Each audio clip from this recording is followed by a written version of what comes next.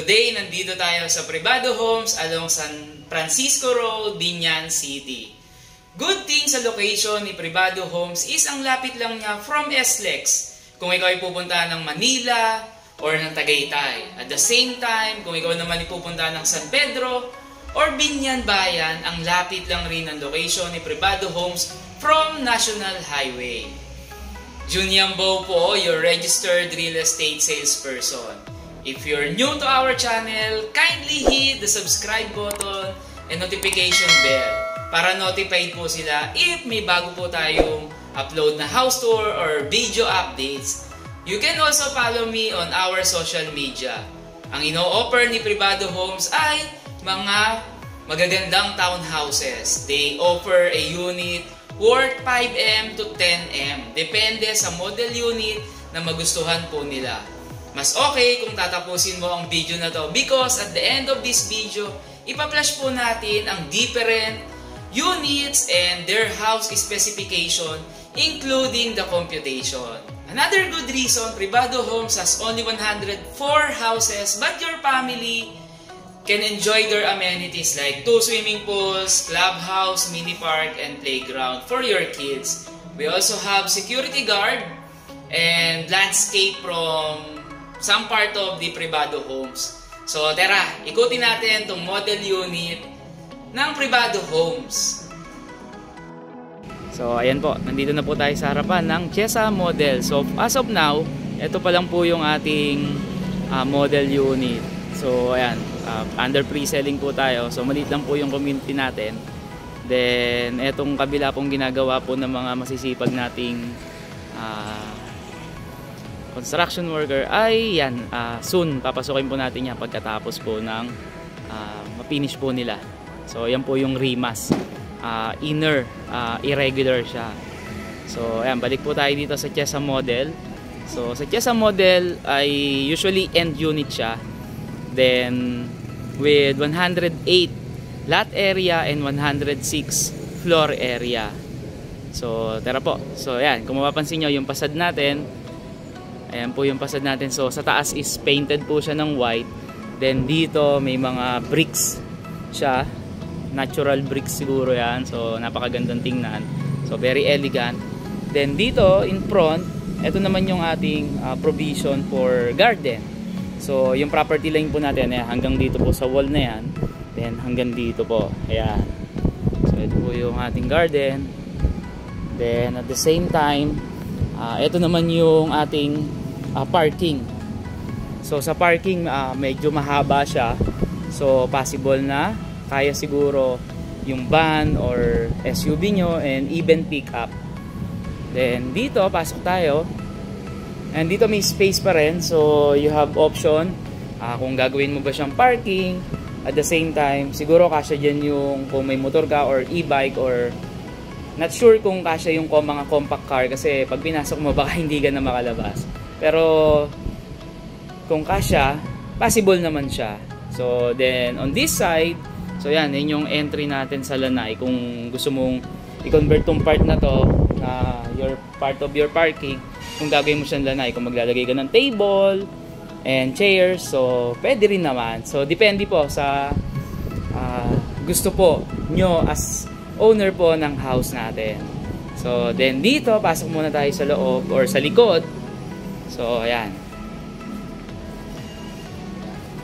So dito sa likod natin meron tayong laundry area. So ayan, ito po yung ating laundry area. So meron dito yung washing machine since model house po siya. Then dito ayan, ito yung part ng laundry area natin wherein naka-tiles na po siya. Then good thing din sa model example niyan. So nasa labas na yung LPG natin para mas secured and safe yung ating family. Ayan, ito yung sa first floor or yung wall natin sa first floor sa labas. Ayan. Then pasok tayo sa ating Chesa model. So by the way, Chesa model has 3 bedrooms, 2 toilet and bath. Then at the same time, meron na siyang built-in cabinet. So ayan po, ito yung ating door. So yung entrance door mo is made of solid wood panel siya. Then pagpasok po natin, so makikita po natin ang living area natin. So ayan, nanonood pa tayo ng house tour dito sa Privado Homes. So ayan po ang ating living area. Then on this side, ito yung pinakita ko na yung entrance natin on lanay. Ayan, kung maglalagay po kayo ng lanay or kung pagka-park mo, dyan po tayo dadaan. Pwede rin naman po. Then on this side, so dito nilagay yung 6-seater, naka-center yung 6-seater dining area natin. Yan. Then by the way guys, nga pala, upon turnover, so naka-ano na tayo, 60 by 60 ceramic tiles. Then at the same time, kung makita nyo po may drop ceiling tayo, so hindi po siya included upon turnover dito sa Chesa model natin. So ang included lang po, ayan, ganito po, na ceiling, tsaka mga naka-LED light na po tayo. Pero tong center light natin sa dining, alam ko po, hindi po siya included. Okay po. Then on this side, so ito naman yung ating kitchen. So ayan, dito nilagay yung 2-door refrigerator natin. Then on this side, so ayan, so naka slab granite po tayo with stainless sink.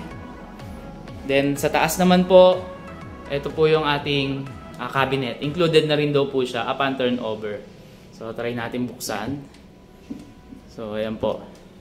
So pwede kang mag-store dyan ng food or kung ano mang kitchen utensils yung gagamitin mo. But anyway, ang haba po kasi niya, no?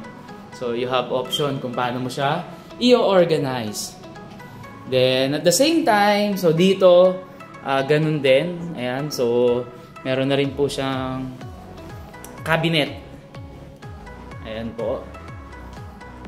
So naka soft close pala siya, oh. So napakaganda. Or kung ayaw mo ng color, so siguro you can replace for another one, or pwede yung nauuso ngayon na naka-laminate. Then on this side, dito po nilagay yung ating stove. So ayan. Then ayan, lahat po ng window dito is sliding. Ayan, dito sa baba, pati po kung napansin niyo po yung kanina sa entrance natin. Then on this side, ito naman po yung ating door kanina dun sa laundry area natin. So ayan po, para mas makita niyo po. Then on this door, ano kaya ang laman nito? So obviously guys, toilet and bath natin. So first, toilet and bath. So ayan, so ito yung ating lavatory. Then ito po yung ating shower. So sa shower area, hindi daw po kasama yung enclosure. So kayo na po bahala magpadagdag and makakapili kayo ng mas maganda pong enclosure. Okay, then on this side, ay naman po yung ating toilet.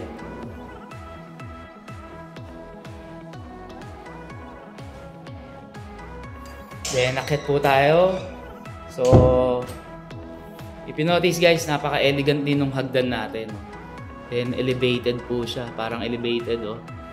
So napaka-modern. So may hand grills tayo na wood. Then ayan po. Then sa stairs natin, laminated na siya. Okay, pag-akit po natin, so ayan, we have 3 bedrooms. Then pag-akit po, naka-vinyl tiles na rin po tayo. The same with the tiles dun sa ating steps on the stairs. Okay? Then we have the first bedroom. So ito po yung ating first bedroom.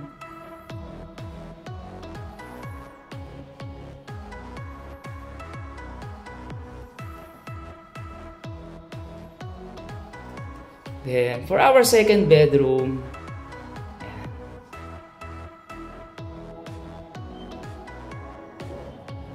Then ayan po, may built-in cabinet na tayo. Included na po siya upon turnover. Then lastly, we have our master's bedroom. So sa master's bedroom, ayan, So, naka-center po yung master's bedroom natin. Then dito, nag-propose po sila ng study area. Okay. Then, meron tayong side table, kabilaan po siya. Then, if you notice, ayan. So, ito yung arrangement. So, pwede ka maglagay dyan ng television. Okay? Then, ang good thing dito, nakalagay siya sa master's bedroom, yung ating another toilet and bath dito sa second floor. So, same setup naman siya. So, ayan po. So, ayan. Ito pa rin yung sa shower area. Then, ito po yung ating toilet. Okay, yung toilet bowl natin. Then, at the same time, naka-tiles na po siya. Then, yung ating tiles sa comfort room is from floor up to ceiling na po siya. Then, on the side of the toilet or of the comfort room nila dito sa second floor, nandito naman yung ating closet. So, ayan, naka-built-in cabinet na siya. Included na po yan na pan-turnover. So, ayan po. Then, dito, yan, pwedeng suggest nila na maglagay ka rin dito ng kumbaga sa makeup area. So, ayan, salamin, may table, or you can arrange. Siyempre, ikaw naman po yung masusunod kung ano pong gusto nyo na arrangement. Ayan. So, may window rin po tayo dyan para well ventilated at the same time, well lighted po tayo.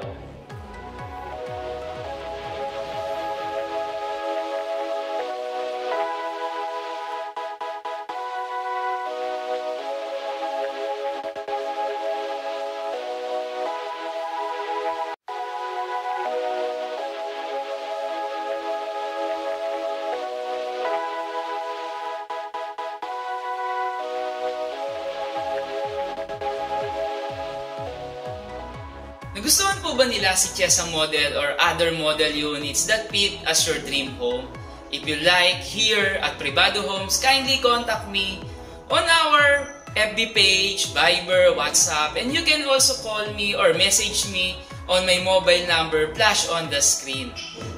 I'm very happy to assist you and your family to achieve your dream home at Privado Homes. Again, don't forget to give this a like and pakishare na rin po sa mga friends and relatives natin na naghahanap ng kanilang dream home. Always remember, every Filipino family deserves a what we call home. Again, this is Jun Yambao, your registered real estate salesperson, and I'll see you on our next house tour. Bye-bye!